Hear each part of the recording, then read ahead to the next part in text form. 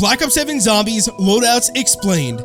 Every single thing you need to know about specifically loadouts within Black Ops 7, because there is more to Black Ops 7 Zombies loadouts than there was in Black Ops 6 Zombies, more than ever before, and some really cool features that most of you are going to love. So that said, in order to even unlock loadouts, you need to be level 4, so if you're not, jump in game, get to level 4 real quick, and you can at least take a look at what I'm showing you for yourself at level 4. Obviously, you're not going to have many weapons unlocked or any attachments at all, but hey, that's at least the entry point, right? So I'm level 13, I have this unlocked, let's get moving now. If you do see this tab, very quickly, just want to mention, hit weapons on the top, and then you'll see loadouts right here. Go ahead and select the loadouts. By the way, I'm on 1 hour sleep. This launch is powered by G Fuel. Use code JOMEV for 20% off, link down below in the description. If you do use it, tweet at me, this way I can shout you out. I have the Miami Nights 2.0 flavor for the first time. I'm trying it out, and the new 2.0 formula, I'm loving it. All right, that said, once we're back here now, let's refocus.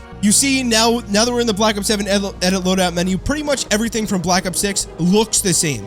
And that is because, truthfully, most of it is the same. There's just some more depth to some of these features. Now, one thing is constant.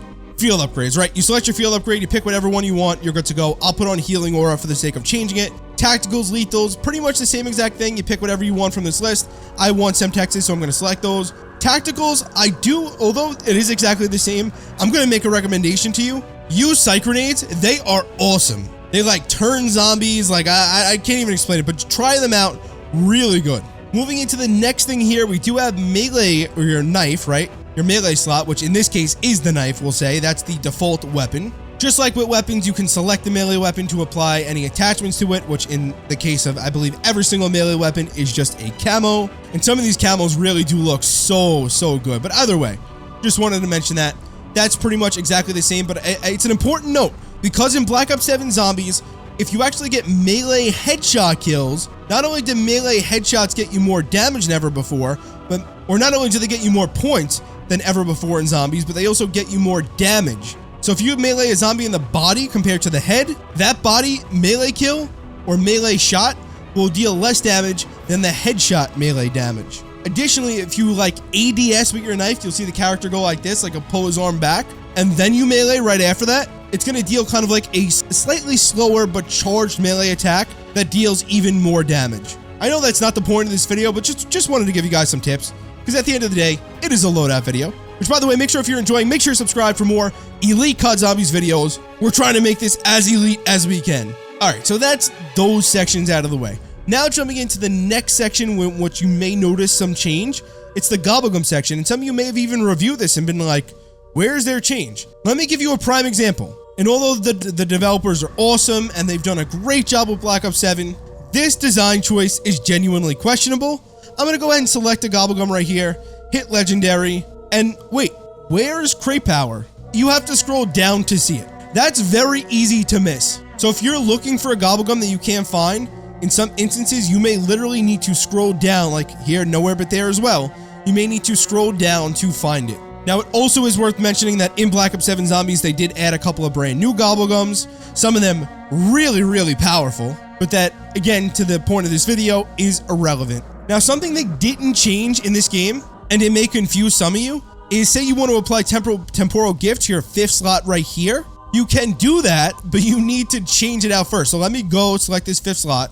I'm going to go to rare, and then temporal gift, it's already checked, so I can't move it. And the reason why this is important and a little bit annoying is because this slot right here, these first 3 Gobblegums are actually the ones you spawn in with in your game. So the last 2 will always be in the Gobblegum machine, but these first 3 right here are the ones you spawn in with in-game. Every single game you spawn in with 3 gums. So you'd want to strategize, you know, which gums you spawn in with first, and just saying, it's a little headache to have to go, okay, temporal gift, I want it in this slot, I don't want to spawn with it. Let me go here, select anywhere but here, come back here, select temporal gift. Wait, see what I mean? Anywhere but here was in the 2nd slot. It's really annoying. You have to like you have to select a different gum in its slot. Come here we go, temporal gift. You have to just like bounce around different gums to resituate your Gobblegums. It's really annoying is the point. But I just wanted to point out that if you can't select a gum in a certain slot, that's what you have to do. You have to move it or swap it out for a gum that's not active currently in your loadout. And I wanted to mention it because hopefully enough people talk about it to the point where Treyarch actually does make a little bit of a change to it so that maybe you can just reorder Gobblegum somehow. More of a quality of life thing. Either way, we move forward to the final section of this video, the most important section. It's the actual main weapon slot. As you can see in this slot, I have the M8A1. Now we're going to talk about the codes and the different things in a second, but let's get to the basics. If you want to change your weapon, like I said, you just select it and pick whatever other weapon you want to change it to, and you're done, you're good to go. Now, if you want to modify this weapon, you could just hit whatever weapon it says down here to get to the gunsmith. You hit that keybind, whether you're on controller or mouse and keyboard, doesn't matter, and bang, you can edit your weapon like this. Now, if you want to edit it from the other menu, you just select your loadout weapon, select whatever weapon you want to modify, let's say the Raiden, for example, in this case. You can go ahead and just hit the equip weapon and open gunsmith option right there. All right, now getting back to it, say you have multiple different variants of a single weapon. This is when zombie builds is very, very important. So let's look at the M15 Mod 0. I have the Beta Legend version and I have the base version. Now, if I decide to spawn in with this weapon, great for me. This is the base version. That, however, has no impact on the zombie build version. So if I go ahead and select the M15 Mod 0 again, and I set this Beta Legend one as my zombie build, which as you can see on the bottom here for me, on my setup, it's the number 1. I'm going to go ahead and select 1, and bang, there's a purple Z next to it indicating that that is now my zombie build weapon. So even if I'm spawning in with this version of the weapon in my game, whenever I get this weapon off the wall or out of the box, it's going to always be the zombie build version of it. And that's really cool. For whatever reason, you may want to start with different versions of different weapons than one maybe you use later on down the line. Who knows what the deal may be with that. There are definitely use cases, that's for sure. But whatever, just wanted to point it out that you may have a weapon set as your zombie build weapon, and you may be starting with a different weapon, either intentionally or unintentionally. So just at least keep that in mind. And if you have not set your zombie builds for this game, once you really start to unlock weapons and attachments, go into every single weapon and set that zombie build for that weapon. You could just keep slowly editing that afterwards. You just want to make sure you have the best weapon available for you in your game. Alright, so that pretty much is exactly the same from Black Ops 6 Zombies. Where it differs is this right here. Let's take the AK-27. Let's edit the AK-27, which we can do by opening the gunsmith. And now, like before, you can throw on any camos or attachments that you want on this weapon. But what's different is that, as you can see right here, there's a build code for this AK-27. And if I hit this button right here, I can copy this build code. And now that's copied to my clipboard. So if I want to paste it in Discord, if I want to paste it on Twitter, if I want to paste it in the YouTube description for you guys to copy into your games, my weapon will now become your weapon. Now, some of you may be saying, what if that build code, just say it's a fully maxed out weapon. What if that build code that I copied from you, from one of your videos, because I subscribe to the channel, what if I copy it and I don't have all the attachments? Well, very simply, as you can see here with my marksman rifles, I made my friend Jack share me a weapon, and as you can see, his build actually had an attachment that's restricted because I have not unlocked it yet in my game. And what it basically asks you is if you want to equip the current build and remove the locked attachment, it'll just disregard the attachment, or if you want to duplicate the build and whatever attachments you don't have unlocked for that build, it'll just remove and you can go on about your day with whatever attachments you currently do have unlocked. Now, in almost all cases, I recommend that if you're copying a weapon that you do duplicate it because it allows you to still use that imported weapon, just obviously with whatever you have. Otherwise, say for example, this was a fully decked out M8 and I got all the attachments for it, but I decided to equip it instead of duplicate it. Now when I go in my game, I'm going to have to make him reshare me that build code or try to remember the attachment. So as long as you duplicate it, that build will stay there forever, as far as I'm aware, until I actually unlock the attachments, then I can start using it. You know what I'm saying? So now I actually did go ahead and I duplicated this weapon earlier. And as you can see, this is the imported build. Now, there was only one attachment on it. I haven't used the M8 yet, so I don't have any attachments unlocked for it. But just say all of these attachment slots were filled up here from his build, and I had maybe not the stock unlock that he had. It would just fill up all 9 out of 10 attachment slots without the attachment that I personally have unlocked, and we're good.